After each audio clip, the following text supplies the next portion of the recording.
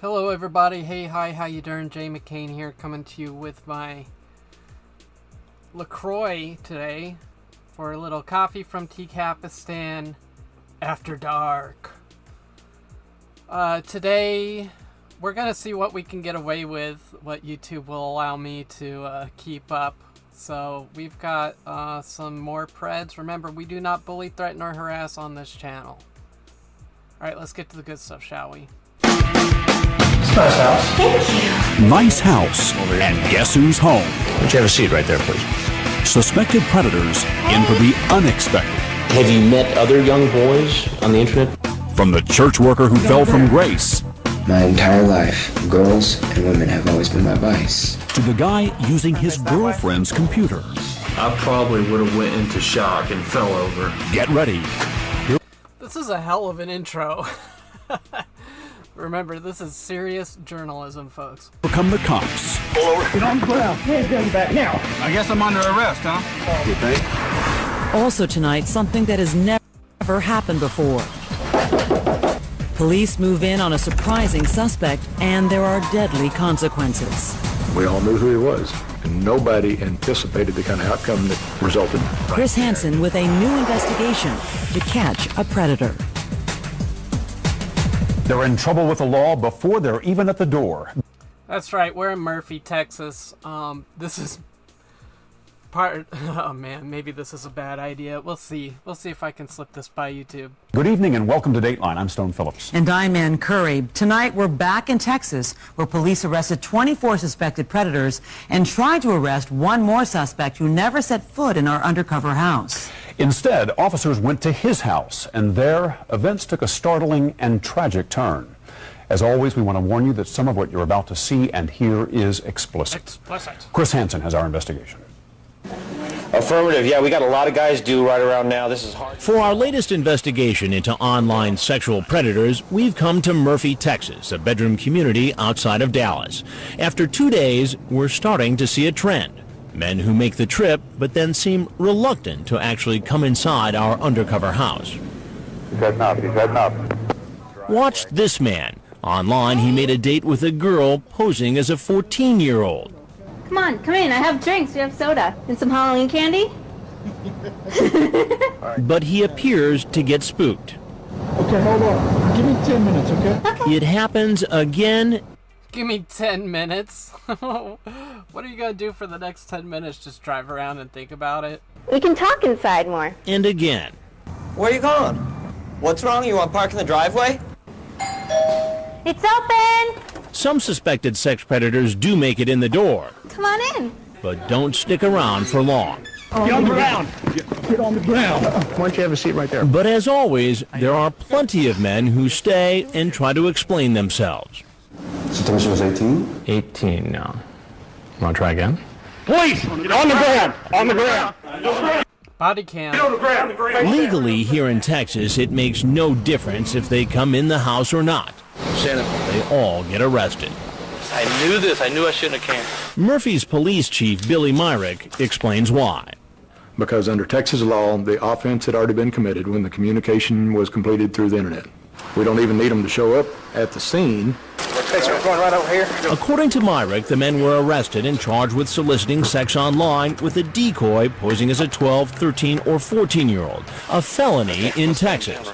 There's one at the top, right? The decoys were really adults, members of the watchdog group Perverted Justice. Dateline hired the group for its expertise at pretending to be young teens online and on the phone. All right. Are you still serious about coming over here, or what? During this operation, about 35 PJ members, some in the undercover house, others in different parts of the country, are in local Texas chat rooms using profiles of young teens waiting to be hit on by adults looking for sex. Once a man solicits a decoy, Perverted Justice turns over that evidence to the Murphy police, who are staked out in a U-Haul in the driveway next door. I think this... U-Haul is a good stakeout vehicle. I like that. It's a lot... Ironically, it's a lot more noticeable than like the plain white van, but everyone knows what the FBI van looks like now. So the U-Haul kind of flies under the radar. Plus, you know, there's that little Granny's attic up there. You know, you can lie down, have a good little lie down in between stings. This is, hold on. This could be Chris C. This is 23-year-old Christopher Cothram, online calling himself Chris C. 1983. He started... Brilliant screen name. By the way, if you couldn't tell, I've got this mirror imaged. Just one of my sneaky little tricks. Chris C. 1983. First name, last initial, and date of birth, maybe? Absolutely brilliant. Starts chatting with a girl who tells him she's an 8th grader and a virgin. Oh, Are you scared to 8th grade, man. You despicable. lose your virginity? Probably a little, I guess. Can I take it? I'll be gentle. Then he suggests that the girl come to the door naked and makes it clear he wants sex, saying, "I think I would like to shower with you. We can do it in the shower, too." It's open! The decoy, an 18-year-old actress hired by Dateline. We got another one of the shower preds, man. Longtime viewers know how mad I get at the shower preds, and I think it's that deep down inside they know that they're being dirty and they need the shower is somehow going to cleanse them, even though it won't, obviously. Not what they have planned in the shower. Answers the door fully clothed. So did it take a long time to get here? Oh my God, unbelievably long. So how are you? Doing alright. Holy shit, that guy's tall. Yeah? I mean, Decoy is short, but that guy also tall. Did you find that house okay? Yes, sir. Would you have a seat right there, please? Yes, sir. Oh, the Decoy did a little scoot out of there. Did you find that Watch the Decoy run. house okay? Yes, sir. Would you have a seat right there, please? Yes, sir. What's happening? No, what? What was the name of the Chris from The Room? Chris R. This guy's got a little bit of a Chris R vibe to him. What's your name? Chris. What are you doing here tonight, Chris? Hanging out. Hanging out with who? Okay. And it's my favorite. With her. Here we go. This is my favorite Chris Hansen drip. The black turtleneck, black blazer. Oh man, it's just powerful. It frames his head. His head is almost like disembodied looking. Just hovering there with that big brain ready to drill into these guys. And who is she? I don't like this. Well, I have a couple more questions for you, Chris. 23-year-old Cothram quickly heads for the front door and Everyone running. tries to make a run for it. Little does he know, he's heading straight for the police staked out next door. Officers take him to the U-Haul next door and hold him there because another man is scheduled to arrive. Wow, being detained in a U-Haul. That's that's a low. That is a low. What's going on? The next suspect never makes it in the house.